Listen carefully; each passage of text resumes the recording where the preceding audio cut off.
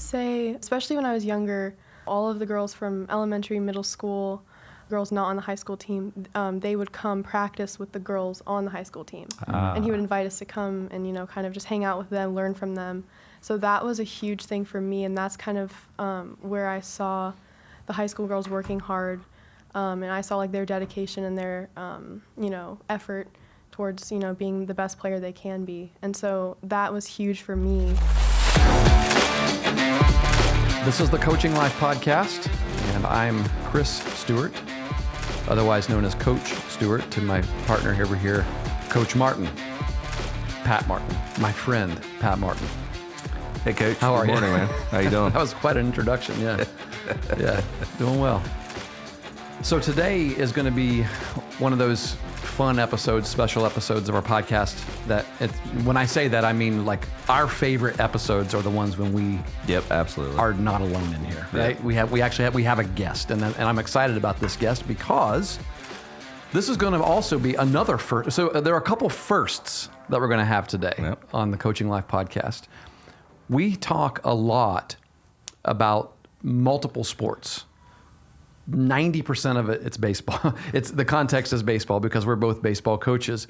But the concepts and the principles that we tend to discuss, even though baseball is often the context, they apply to all sports, really. And so we've chatted about football and basketball and different sports, and some sports that we just don't know anything about. We've chatted with officials. We brought up people who have been officials in multiple sports and talked with them about their experiences and such. Today, we're going to talk a little golf. Yeah.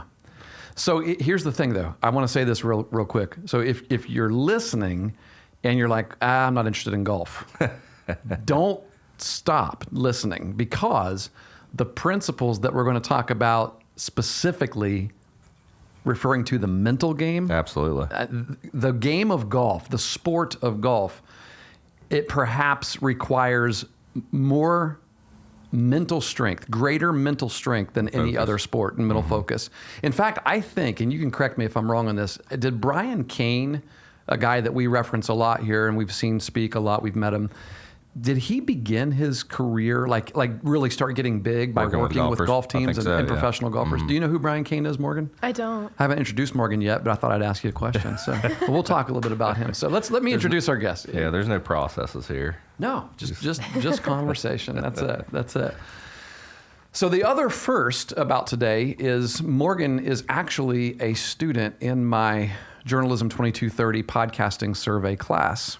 And she is a student athlete here at Ohio University. So we're going to have our first golf athlete to have a conversation with, and we're going to have our first student in my class. Yeah, maybe a start. Yeah, maybe other students will be involved. We have some broadcasters too. I'd like to bring in people who work with Gridiron Glory and the different shows, Hardwood Heroes and things. Good. Yeah. So let's talk a little bit about Morgan. Let me tell you about Morgan. She is a freshman here at Ohio University on the golf team, one of 9 players on the roster. Is that correct? Yes. On the women's golf team. She is from Centerville High School, which is a high school here in the state of Ohio, towards Cincinnati, that direction. Yeah, Dayton? it's like Dayton area. Yeah. And she played golf all 4 years while she was a student at Centerville High School. During the course of those 4 years, she improved her scoring average from 79 to 72 in an 18-hole. That's not 9 holes, right? That's what I was going to say. That's about what I shoot in 9. All-Ohio second team, named All-Ohio second team. Was that your senior year? Yeah, it was junior and senior year. Wow, congratulations. That's Absolutely. Thank you. Yeah. Good job. She earned 3 Player of the Year awards, and not only that, she holds the Centerville High School 18-hole record, shooting a 65 twice. Wow. Now, I'm not kidding. I have shot that in 9 holes. That's not a joke. I wasn't kidding about 79. Oh, boy. She's like, I'd just give up, fellas, if I were. So, yeah. Well, yeah. Morgan, we'll go ahead. Let's finish it. Because she's a freshman here, and she's already got a few accolades from Ohio University. So you're gonna turn into a star player here at Ohio University, I'm guessing, because recently she placed in the top 10. The Bobcats team got third place in the Toledo Rocket Classic. Was that up at Port Clinton? Was that recently, like in the last few weeks or so? Yeah, and she shot a 76 there. But also at Eastern Michigan a few weeks ago, along with one of your senior teammates, correct me if I'm wrong on the name, is it Mariana. Vega Rivera? Is that how you say it? Yep. Now, were you two playing in a tandem role, or were you this is all individual? I was trying to discern how the article worked. Okay. So along with Mariana, she and Mariana tied for, they both led the Bobcats with a plus 13 in a 3-round series. Correct. Does that sound right? Yes. And on that day, she shot a 75. Morgan shot a 75 in her afternoon round, and then again shot a 75 in her final round, and moved up 5 places in that contest. So, nice. Absolutely, yeah. And so, not only are we speaking with a collegiate athlete today, we're speaking with one who has already proven some success here in the fall, and your season hasn't even technically begun, right? Because women's golf is in the spring. In NCAA. So right. Very good. Morgan, welcome to the show. Thank you for having me. Yeah, excited to have you. I was going to say that shooting those back-to-back 75s tells an important story, I think, and the fact that you moved up 5 spots by shooting the same score. Yeah. What does that mean? That means everybody else didn't. Right, they weren't consistent. Consistency, so probably lost a little bit of focus, or something like that. Yeah. So I think that's one of the things that golf brings out of us is in that consistent fact, focus. I believe that even in your bio, if I'm correct, on OU's website, it actually mentions the word consistency. Yeah, it says her consistency of scoring in the 70s helped Morgan become named to the All-Ohio second team and receive 3 Player of the Year medals. And so it's an obvious factor. I'd say it's probably one of the greater challenges of golf is staying consistent. Yeah. Definitely. Well, Morgan, we've never talked much about golf we went out. I'm looking forward to this. You and I went out on a course once or twice, maybe. Yeah, I think you only invited me one time. Yeah. Yeah, that's the way it works. Right. Usually. Yeah. I asked this guy to be my assistant baseball coach 3 times, and you know what answer I got the first time? No. You want to answer I got the second time? No. You want to answer I got the third time? No, he was holding out for a head coach role, and that's what he's doing. That wasn't it. And that's over the span of 15, 20 years. It wasn't like next month. And let me ask you again. I was like, maybe he finally wants to coach with me, but no, never has worked out. We did coach together, a summer team. Yeah, we did. Yeah. We only got in 2 fights. It caused me great anxiety. You had to go to the hospital at one tournament. Morgan, tell us enough about us. Yes. Tell us what you love most about the game of golf. That's kind of a hard question. I feel like there's so many different things, but I would say probably just competing. I love just being able, I love practice. I love, going to the range, short game, everything like that. But I would say just competing and being able to play against other teams and, different people, meeting different people. But just competing, especially the 36-hole days, they're definitely a grind. It's a lot of golf. Yeah, no doubt. But I really enjoy being able to kind of test myself mentally and just be able to play different courses and kind of learn more about myself as I play, if that makes sense. It does. All kind of gold stuff there. Can you go out and just play for fun, just to you and maybe some friends? I like playing for fun too. You do? Yeah. Okay. Well, but I feel like playing in a tournament, competitively, it's just a different feeling. Absolutely. Yeah. Good coach. Well, it's interesting that you say competing because golf, I see golf as a game personally that I choose to not compete. That I'm on the opposite end of the spectrum when in my own personal golf experience, and I tell you why. It's because I made a vow several years ago. I knew I'm a very competitive person. My wife and I cannot play golf together. We tried once. We went on vacation to. We went to Panama City, Florida. We were living in St. Louis. We went to Panama City, and we were still getting to kind of feel each other out on what we could do together. Well, she's very competitive as well. She was an athlete as well. And so I said, let's go play some golf. You know, it was a nice course. We spent a lot of money to go to this course. We didn't make it to hole number 3 before she's like, that's it. I'm tired of you coaching me. She had never played before. And I was trying to, just help her, give her a few tips. Did not. She couldn't stand it because she wanted to be good instantly without any practice. Yeah. And so I said, okay. So she just drove the cart and watched me play pretty much at the end of the day. She played a little bit. That was a long week for you. A lot of yeah, we went at the beginning of that vacation. That was a mistake. So but no, my vow was this. And we lived in St. Louis right out of college, and I had never played golf before. It just wasn't something I had ever done. And so the friends of mine that I gained when I was there, they were big into playing golf. And so they said, we'll go play golf with us. And I said, I don't have anything. I don't have clubs. I don't have shoes. I don't have anything. They're like, my best friend said, hey, you can borrow mine. And he said, in fact, I have an old set of clubs that I'll give you. So he gave me this old set of clubs. And when I say old, I'm talking the woods were real wood with screws in them. Wow. Like, yeah. Classic. Okay? Yes, classic ones. And so we went and played, and I loved it. I fell in love that day. I'm like, this is, and I wasn't bad. I mean, I wasn't good. I'm still not good, but I wasn't bad. I could, because I played baseball, had an idea. The swing is very similar. The golf swing is very similar. A lot of people don't know that. Right. And in fact, a lot of people in baseball refuse to let their kids play golf. And I tell them, you're actually going to help them to at least hit the low ball, especially. Absolutely. And so anyway, I made a vow that day because I knew what would happen. It's an expensive sport, as your parents well know, right?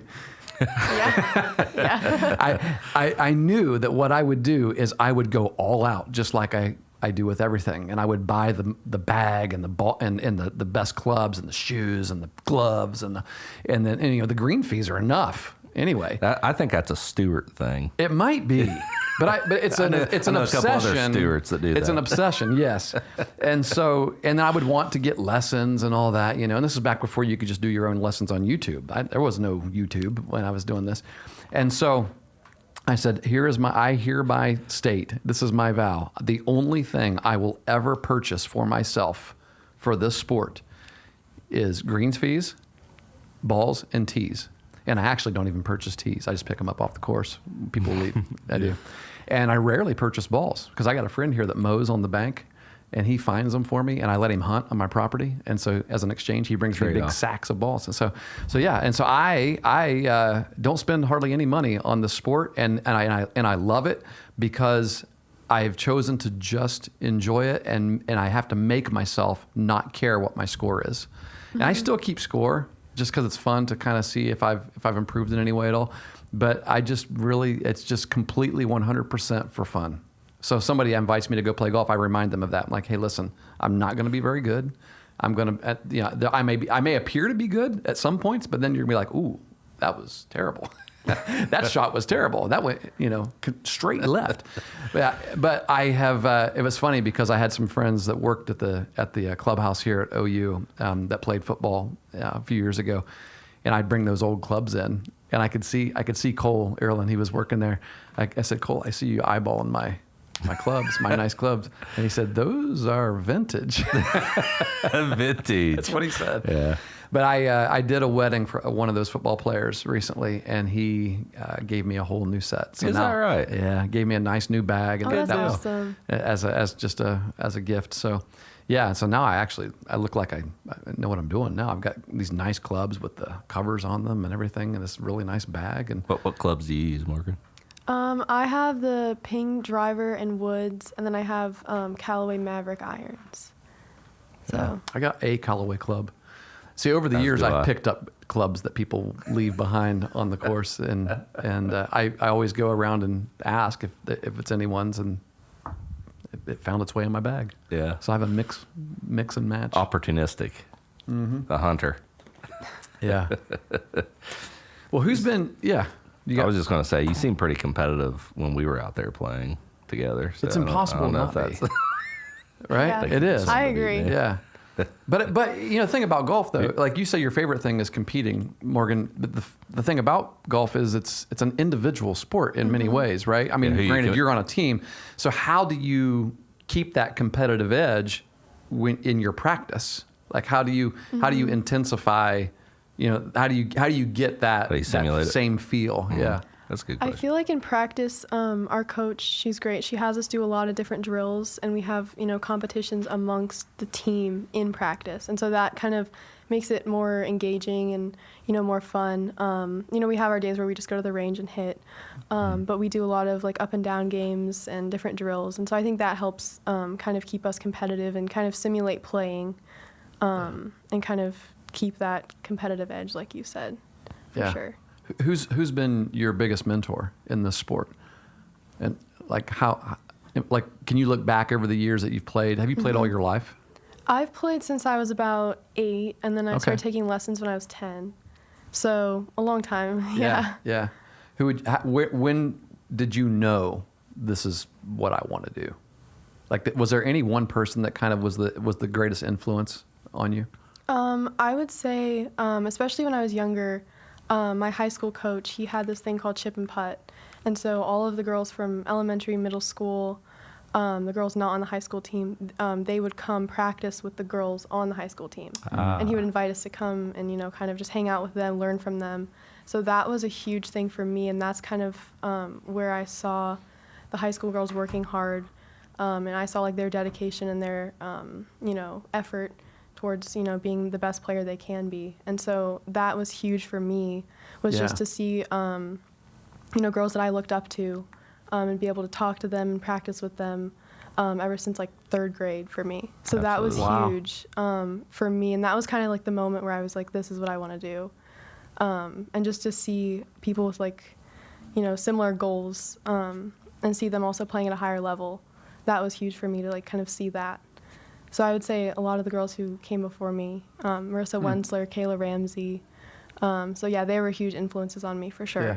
That's awesome. That's a huge lesson too for high school athletes to know that they are being watched and they can have huge impacts, both positive and negative. Definitely. on people younger than them. Right. So I mean, I was anticipating hearing like a family member or some adult, right? A coach or whatever, but knowing that the primary influencers that made you want to be where you are today were in many ways peers, right? Yeah. I mean, granted, a little bit older than you, but peers, and therefore any student athletes that are listening, right? Just remember, there's little eyes constantly watching you and wanting to, and if you love the game, they'll see it and they'll want to love it too. And kudos to your high school coach for providing that opportunity for the youth. That's a good principle to have in any sports program. Is being able to include the youth into that environment. I think that's huge. Yeah. Without a doubt. Did you play any other sports growing up? I didn't. I mean, I did kind of the thing that I feel like every kid does where they, play every sport, like rec leagues and everything. But golf was kind of my thing ever since I was, like I said, about 8. Did you play baseball? No. You didn't? You play softball? I did t-ball when I was younger. Okay. I don't know if Wow, that you counts, stopped after but t-ball. Yeah. Well, Got a golf club in your I hand. don't really blame her. Yeah, I know. Anyone who starts with t-ball probably doesn't play anymore. Yeah. It kind of sucks. I enjoyed it. Hitting off a tee kind of sucks. You kind of enjoyed it. You kind of enjoyed it. That makes sense. Yeah. She enjoyed t-ball. So let's use a smaller ball that goes even further when I hit it. Right. So just golf in high school. Yeah, it was just golf throughout high school. That was Good deal. my only thing. What size high school were you? Centerville's a pretty good size school, right? Yeah, we're 2,800 students. Yeah. So Yeah, that's D1. Without any doubt. Yeah. What conference did you play in? we were in the GWAT conference, so Greater Western Ohio Conference. And that's when you were player of the year in that conference we were talking about. Yeah. Good deal. Very nice. Very nice. Well, we mentioned at the beginning, this is something that, like, when you and I talked a little bit after class about this question I'm going to ask you here, the mental game. And that's sort of what made me think, man, you have a lot of relevancy to what Pat and I, Coach Martin and I talk about here on the podcast. So we talk a lot about the mental game of any sport, mental game of baseball, the mental how impressionable our imagination is, our emotions are, and how important it is for athletes to be in control of their emotions and to learn how to develop the skills to be in control of to control your emotions, to control your imagination and your thoughts and things like that. So as baseball coaches, we've taught our players strategies for how to practice and become better in the mental game, how to be more skilled in the mental game. As we mentioned, the game of golf is very likely it is probably one of the most mental sports there is, right? Absolutely. And so it's often referred to as the greatest mental game because it requires a significant amount of focus and concentration and confidence and forgetting about failure. I mean, because you're going to have a lot of failure in your game. I mean, I have a lot of failure in your game. You might not have a lot of failure in your game. Most people listening have a lot of failure in this game that we're talking about today. Being where your feet are. Yes. You can't remember Remaining the last shot, present. and you can't really think too much about the next shot. Remaining present. Yeah. So, Morgan, will you just talk a little bit about some of the strategies that you've incorporated into your game and how practicing those strategies have helped you? I know that you had mentioned that you and a friend actually have a journal and you journal about your rounds. And so we're going to give you the microphone, just let you tell us a little bit about how important that's been for you. So for me, it was my junior year in high school, and the team kind of got together, especially like our senior Jenna, and so we kind of talked about like what can we do better, and so we all got journals with our names on them, which was kind of fun. And after each round, we would kind of journal about, you know, what went well, what we need to work on. But I feel like for me, honestly, I feel like I learned the most from, I would say I learned a lot from rounds that didn't go very well, for sure, but also kind of writing down positive things was like a huge thing for me. So writing down what went well and kind of, so that way I can look back later and kind of remember like, oh, this is, you know, when I had this round that went really well, this is kind of where my head was at. This is kind of what I was thinking about. This is how I was reacting to shots that didn't go great. And so kind of to have that to lean on and look at before other tournaments. So journaling was a huge thing for me. And also taking notes on courses before I played them. We would, in the van, we would talk about courses and kind of like, oh, this hole you want to, you know, stay more to the left, or, you know, there's a creek before the green. So a lot of things like that. And we, you know, we still do that in college. We have, you know, our books, and we go through the books and we talk about each hole and everything. Would it be like a scouting book? I see the football play, like I down at the Peden Stadium on Monday nights, and I with some of the athletes from Athletes in Action meetings, and I see we meet in the main meeting room where it's mostly I think the offensive line meets, and well, actually I think they all meet in there at some point, but they have the scouting books on there, and it's sometimes fun to flip through and look at the upcoming opponent and their strengths and weaknesses and things like that. I would assume, is your scouting book mostly like courses then, like what the deal with, you know, the tilt and the green and things like that, what you might expect? Yeah, so we'll have like books, and they kind of just lay out the hole, and just like distances and everything like that. So that helps to kind of just get familiar with the course. Yeah. But yeah, I think especially journaling after a round has been huge for me, and that kind of changed also like the way I view golf my junior year. So journaling has been huge. And then also just having that written down in the journal, also just like things to think about during a round. So, you know, Coach Kelly, she talks a lot about staying present. That's like a huge thing that we talk about. And you kind of mentioned it earlier as well. But staying present is definitely a huge thing, and I feel like that's the hardest part. Because, you know, as humans, naturally, we like to think about the past, or, you know, we're worried about the future, but it's like the key, I feel like, is just staying in that moment, because there's nothing else you like can control. Yeah. And so Coach talks a lot about what can you control, and so that's like a huge thing that we talk about, of just letting go of things you can't control, because you're just wasting energy. And so kind of just focusing on where you are in that moment, because the only thing you can control is the next shot. Absolutely. Walk us through, like, you're on a hole. and you hit a bad shot. It did not go the way you envisioned, right, before. So you've got to walk to that. As you're walking from and you're obviously, you hit that shot, and if you're like me, you're like, go on it. I want to throw something in that. So as soon as you hit that shot, and then you're walking to it, walk us through how what are you saying to yourself? I mean, there's got to be a lot of self-talk in this game. Mm-hmm. Yeah. Self-talk's huge. And my swing coach, Kevin Jones, he always talks about the walk. He actually calls it that. And so he's been a huge mentor in my game as well. I started going to him, I think the beginning of my freshman year in high school. And so he's been a huge mentor as well for me in talking about mental things and everything like that.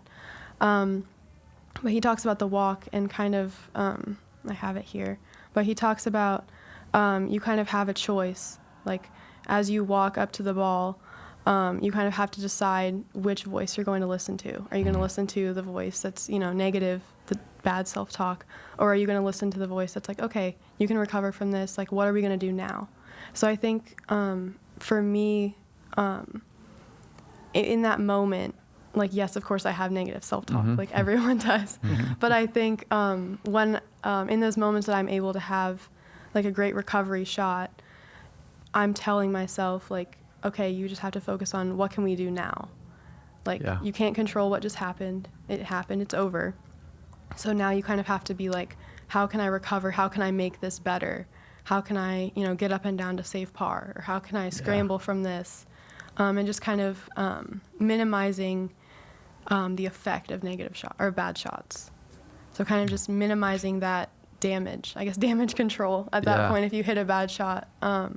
But just being able to have the confidence to, scramble if you need to get up and down. Yeah.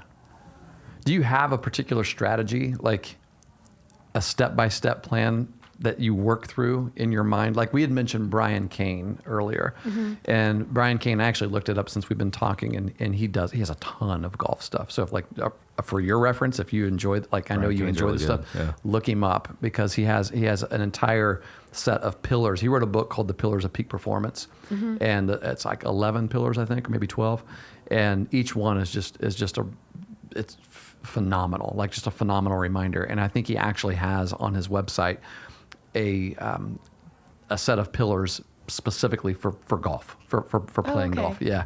But he has a strategy that we have used with our baseball players called 4-RIP-3. And everything's sort of an acronym.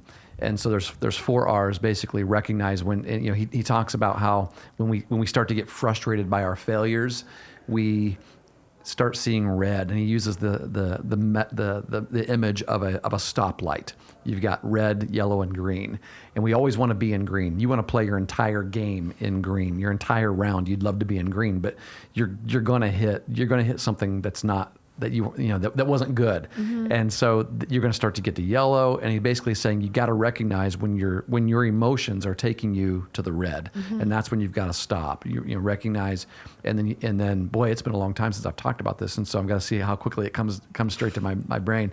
But recognize, what's the next R?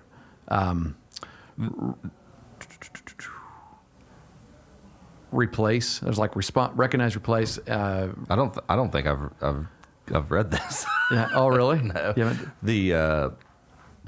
The pause, focal point, breathe. Yeah.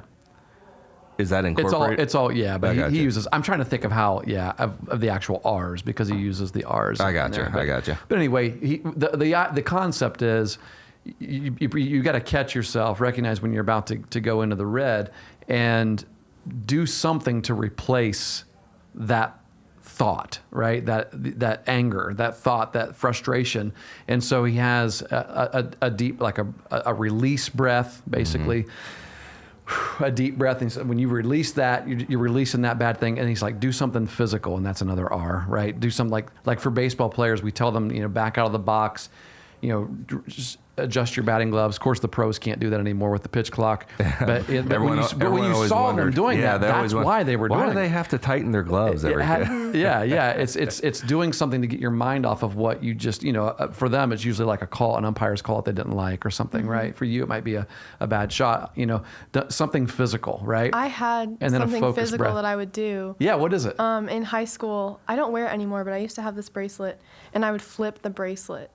Oh, and good. We got them at this one tournament, and it said "Have a little courage" on it, and it was like the cutest bracelet. And whenever I would have a bad shot, or I would get to that point in a round where I was just like upset, I would just flip the bracelet, and then my dad could tell when he was watching me. He could tell if I'd flip my bracelet or not based on like my body language and how I like would walk after that. Wow. And so that's exactly what this is. Right. It's a physical something that you do to replace your mental attitude in that moment. Yeah. And you're literally flipping the script. You're flipping you're flipping the switch. You're doing something different. And people think about people don't realize how valuable, how important this is to the success of athletes. Like they completely have no clue. Yeah, and so like when we talk to coaches a lot, and we say, in your practice plans, we tend to only focus on the physical. We will practice, we'll practice hitting, we'll practice fielding, we'll practice, base running, all the physical things for your game. You practice your long game, your approach, your short game, and all this stuff. But how often are we actually incorporating in our practice times these mental strategies, like actually teaching other players, hey, that's what I do with the bracelet.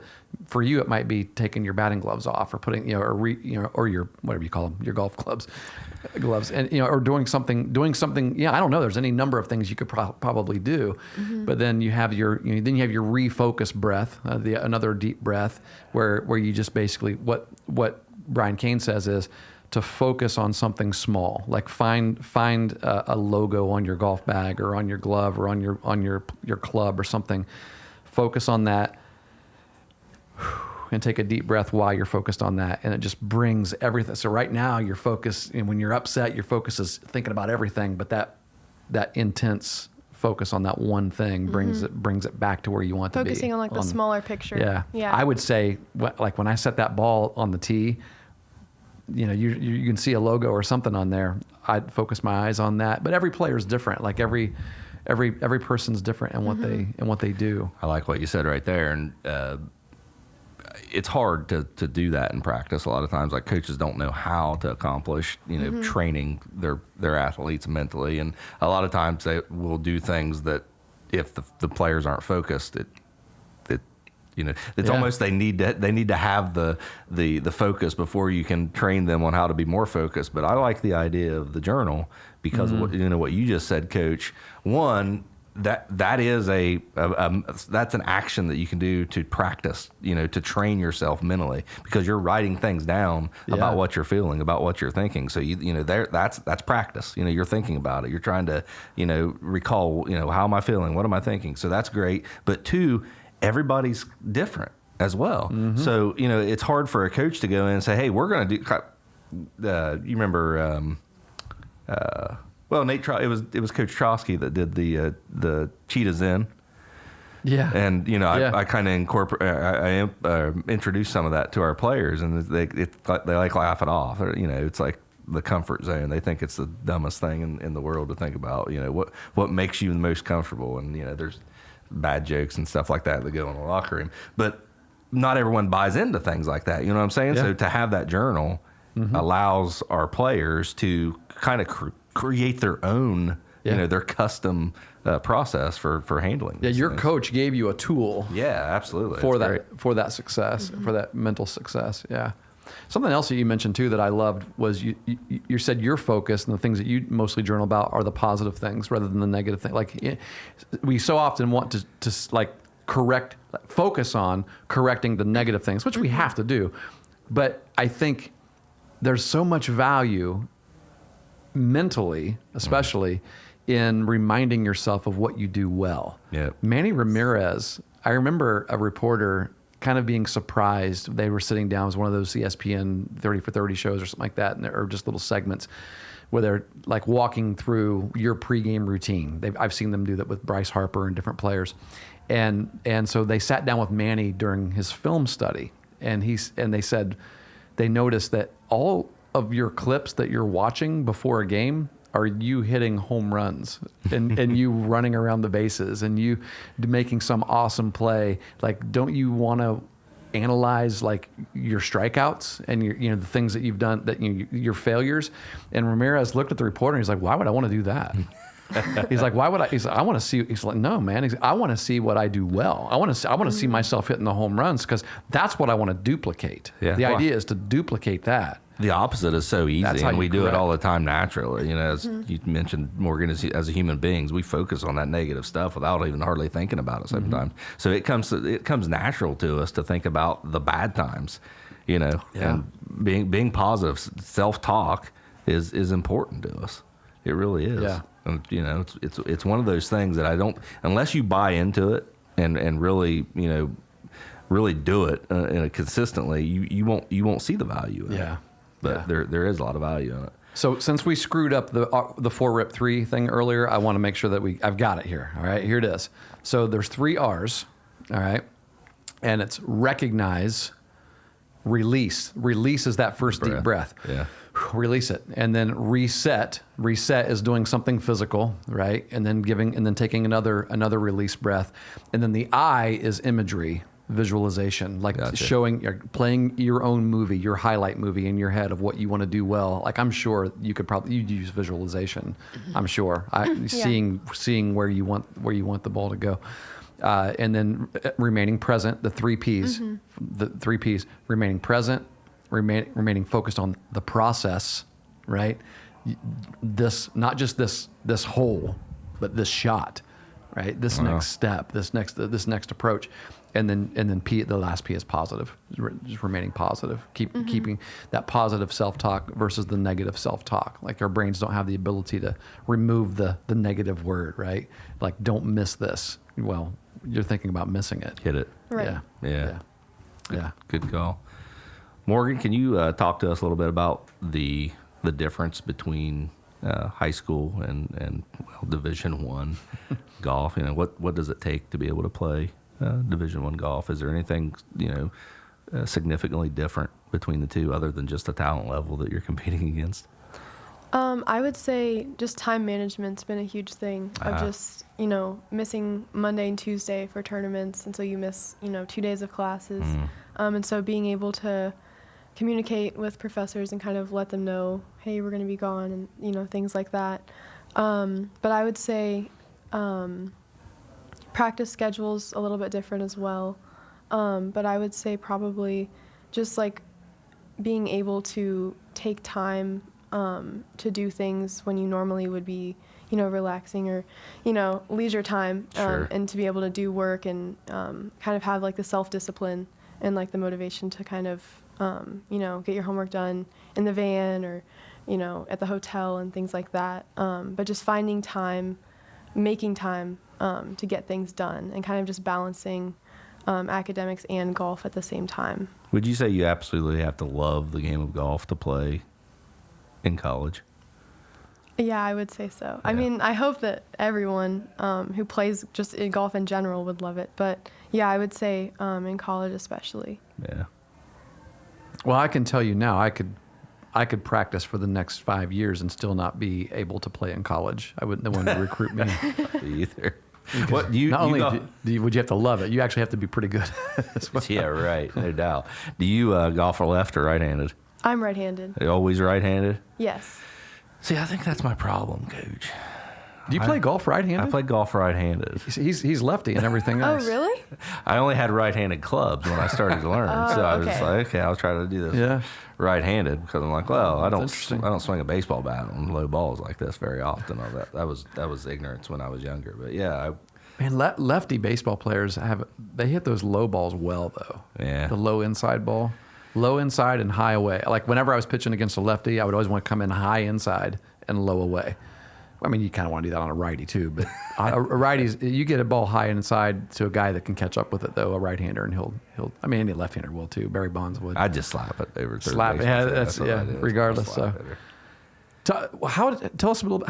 How did recruiting work Yeah. out for you? Like, when did you start getting recruited? When did you know? I want to do this in college. Maybe you knew all 4 years of high school, but when did things start to get real for you? Were there any other colleges that you were looking at, or were looking at you?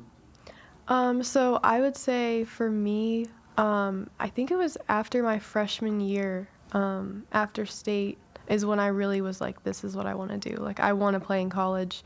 Because I just loved like competing, like I said earlier, and so I wanted to continue that, after high school.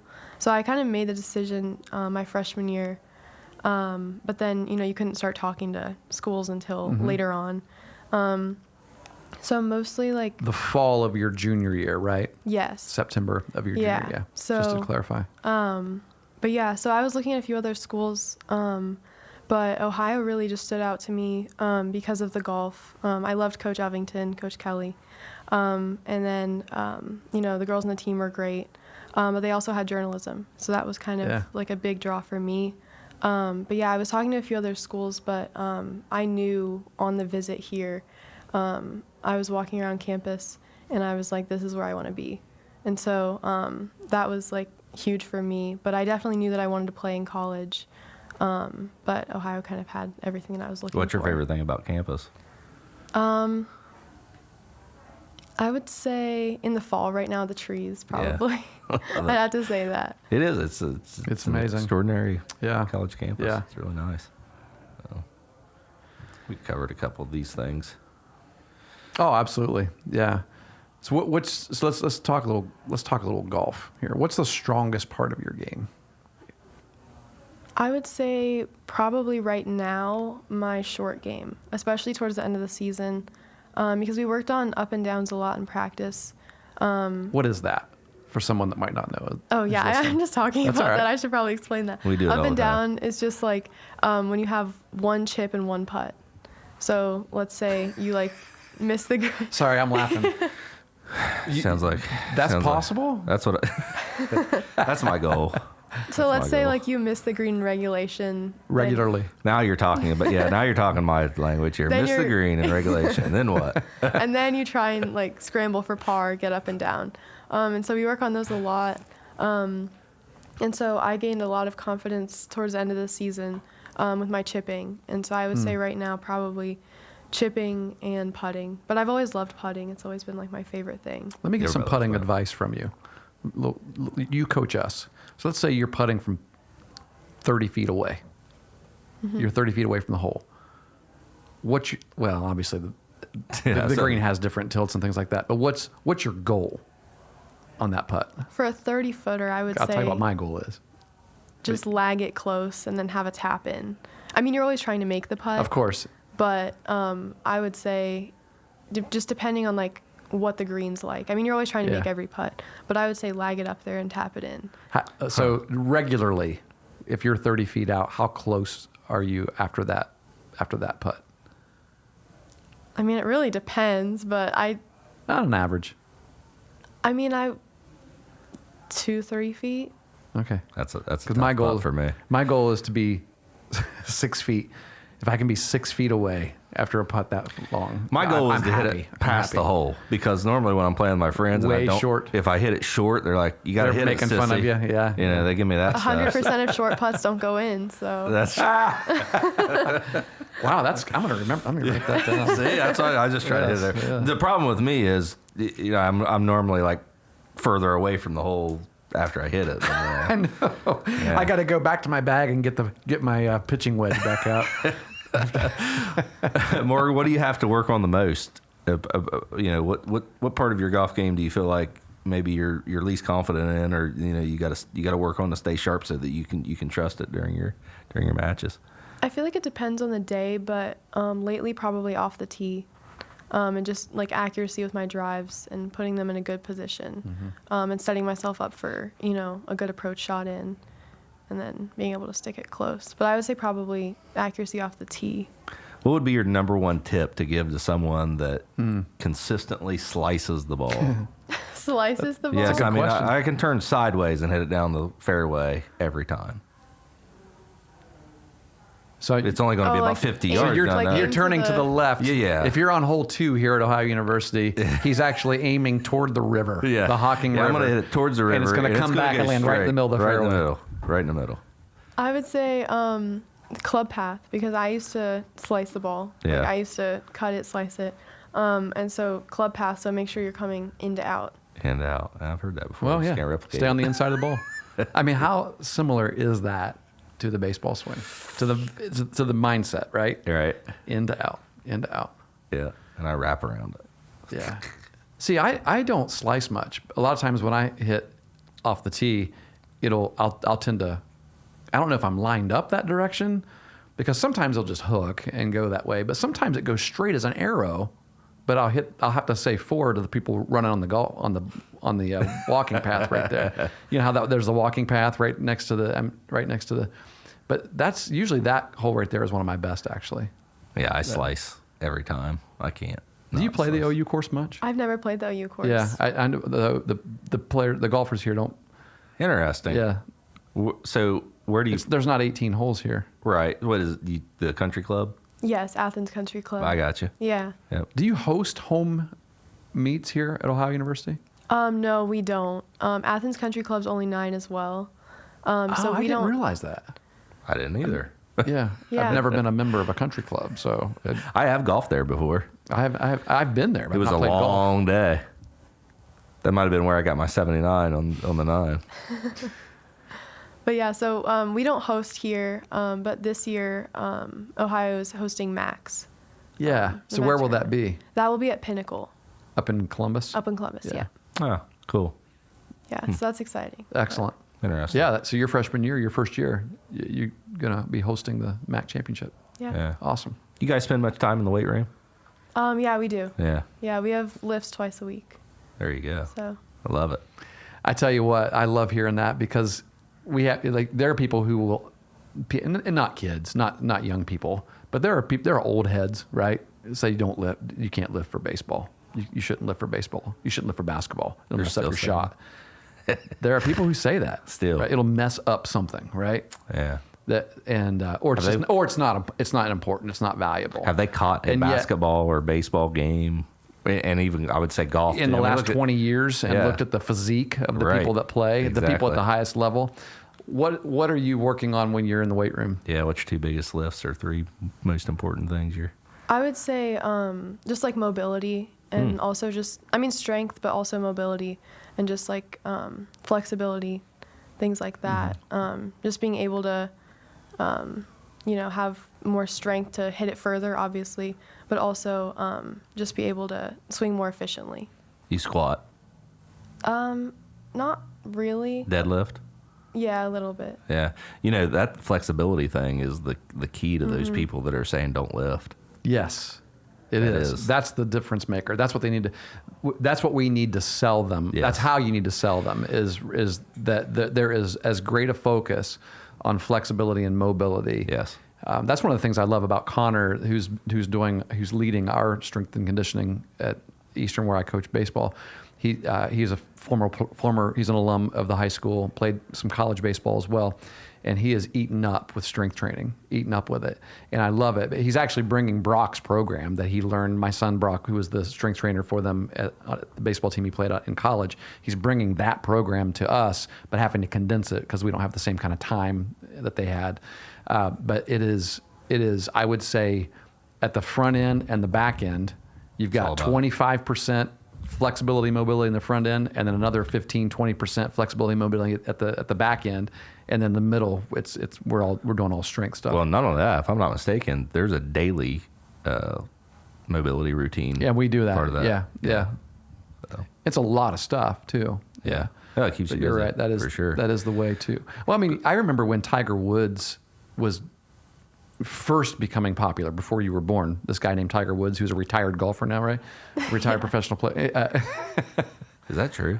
It would be. You were born in what? 2001, 2, I was 3, 2004. 4. Yeah. That was the first year I asked you to coach with me, Pat. I don't remember that. 2004. That's incredible. Yeah, I mean, Tiger was in the peak of his career at that point, or Yeah. maybe even had his first accident. I don't know. Get along. Yeah. one of the things they always talk about Tiger being great at, and I watched it happen, is, Tiger normally wasn't winning the tournaments after the first, second round, but it was like he was consistent throughout, and he would continue to rise in the ranks. Yeah. That was something that he was really good at. And he even said the reason for that consistency was his conditioning. He was the one who brought in. I remember people asking, "Man, this guy lifts." I mean, they showed his routine in the weight room. Yeah, he's just strong, and he was strong. Like he was in shape. Physique. Yeah, he had great physique, and in fact, one of the reasons why he's struggling now is because of the knee injuries and things like that. And he's getting old, Coach. He's just like you and I, getting old. Hey, is there anything that you would tell high school golfers? Any certain piece of advice or a tip that you would give them if they wanted to play golf in college? I would say competitive experience is something that, especially like my high school coach always talked about. And so just getting out there and playing tournaments. It's different than just going out and, playing for fun. Mm-hmm. And so just playing as much as you can, just different tournaments around, like local tournaments, anything, to get that competitive experience and kind of learn more. I feel like I always learned the most about myself, like when I played competitively. Mm-hmm. And so just do that as much as you can. And, you'll eventually feel like way more confident in yourself as well. Good stuff. Oh. Yeah. You play a sport, Morgan, that this next line that I was going to say actually doesn't really apply to. Like we usually will tell when we talk to collegiate athletes, and this was the same conversation I had with my kids, whose favorite sports were baseball and softball, played other sports as well. But I would always say, someday for everyone, it's going to end. You're no longer going to be, be able to play your sport, and so you better focus on the academics. And of course, we know that you're doing that as well here at the School of Journalism. But I can't say to you, one day golf is going to end, because you could literally play this the rest of your life. It's one of those sports. True. That's true. So I told my son, like, learn an instrument, man, because you can play music the rest of your life. So he's a great guitar player as well. But I always tell people, do something like that's going to be able to fill the void after baseball is taken away from you, because most people don't get to choose when to stop. It's cool. You can continue to play. Exactly. But at some point, it's going to just be for fun. You're going to have a career, right? And so obviously, while you're here, your academics is your primary focus, while playing golf is a close second, right? And of course, your social life and everything else. We got the Halloween block party coming up this weekend that you need to stay away from, right? All collegiate athletes. Are you going to be here to help from that, assisting that? No, I will be here about 10:30, between 10:30 and midnight, to do walkthroughs of our building, to make this Schoonover Center here, where we record from, is right in ground zero of the Athens famous, nationwide famous Halloween party, which actually has gotten extremely tame. Before you were born, this thing was nuts. This party was nuts. Crazy. And they never, I don't ever remember the football team having a home game on this weekend. They were always on the road. And for the past 2 years, they've been at home. Like this weekend, they play Miami. It's a 3:30 p.m. kickoff. Oh my. Yeah, on Saturday. Like last year, they were playing they were in Maction, and so it was a midweek game, but they were in town. But they still took them on a bus and took them out to do other things, movie and things like that. Yeah, because it's just, yeah. But do you, speaking of that, has your coach or anybody given you guys any instruction about this weekend? No. Uh-oh. Not yet. So. Well, let Pat and I. All right, we'll talk to you. We'll talk to you as fathers here. Stay away from uptown Saturday. Okay, I will. Sounds good. Yeah. But good to come from it. I don't know what was I? Oh, I know. So your future, right? Do you want to play golf professionally? Is that even something that's in your mind? I had thought about it, but I think I'm just my end goal is to be a golf journalist. Yeah. So I think that would be awesome. I think that would be like my perfect world. I thought about professionally, but I don't know. But I thought that golf journalism would be a good way to stay in the industry of golf and stay in the world of golf and be involved when I'm not actually playing. Yeah. So I feel like that would be my perfect world. Do you want to write? Yes. Or broadcast? I would say. As a writer, you could podcast as well. Yeah. Yes, getting your start here today. Yeah. So I would love to write about golf. I think that would be like my Great. dream. So Would you consider coaching? maybe. Yeah. I know I've learned a maybe. lot here in the last 45 minutes. So from you. Oh, I've absolutely. written a few things down. I did too. I'm gonna Gonna some incorporate mental into the refresh- Meg's baseball program. Mike, it's supposed to be a nice week, Pat. You want to go play tomorrow? Nah, I don't. Okay. I'm not really. See, he spending always time with you. every time I ask a question, I just know the answer. It's no. Well, I mean, I don't gotta. have You know, time. sometimes I have to work, Coach. I gotta Oh, I'm not put talking some about time. during work hours. That's good. Yeah. So anyway, We almost out of time here. We Time need to let her go I think we need at to some ask point. one more question that I think All could right. be relevant, and that is we usually ask. I don't think we could say we ask all of our guests because there have been a few times that we haven't. we've yeah. forgotten. But can you talk about maybe one of your fondest or most favorite memories from playing golf from the time that you started? Not just golf, but any sport, which it sounds like it's going to be golf for you, from the time that you started when you're 8 to yesterday. Oh, there's so many. I would say not just like one memory, but just in general, I was really lucky to have a great high school team and now be a part of like a great college team, and just kind of the bonds with the teammates. That's Yeah. like a huge thing. It's just hanging out and like enjoying each other's company like off the course as well. So I feel like Awesome. that's probably like the best part. It's just having teammates that like, you know, you care about and they care about you. Yeah, sure. But I would say that's probably like, I don't know, just in general, just spending time with teammates. No, that's probably. great because we talk about, you know, high school sports. You can't replicate the majesty that it creates. I mean, there's not Right. you don't get that feeling. It's great that you have that same feeling in college. I would say most people don't have that. So that's true. That's awesome for Yeah. you. Yeah. Really I've heard people who it just depends on your experience, and I think it depends on your role as well on the team, because I've heard, you know, people who just absolutely loved high school football. There's a certain family brotherhood feel to it, and then they think they want to go play in college, but they're not a Division I caliber athlete, so they go play some Division II football or even Division I football, mid-major or whatever, and it's the grind is a lot different. Oh, It's a yeah. lot different, and Definitely. as you mentioned, time management. There's so many other things that come into play. You've got to be an adult while you're doing this now. Right. This isn't just a kid's sport anymore. Yeah. Good stuff. deal.